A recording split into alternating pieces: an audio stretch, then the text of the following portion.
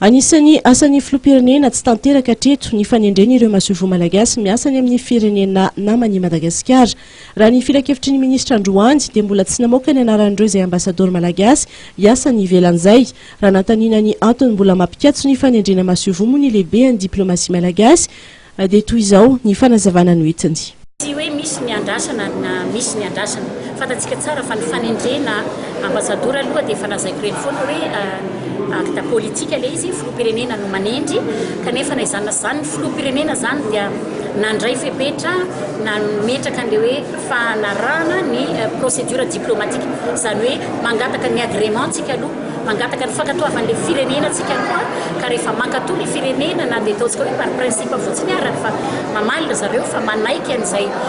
fankatantsika agrément izay ho an'ireo olona izay voatendry ireo dia ho alefa amin'ny conseil des ministres satria tsy mazava mihitsy nge ny lalànatsika na ny texte-tsika na ny constitution momban'izy io fa dia izay moa zany no fepetra noraisy ny filoham-pirenena ka rehefa mivaly ireo dia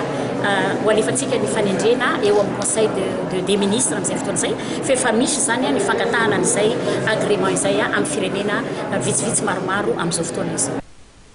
Arak'izany eo am-pomola volana hatrany ny fanendrena ny masovo malagasy any ivelan'ny filoham-pirenena Erajonary Mampianina.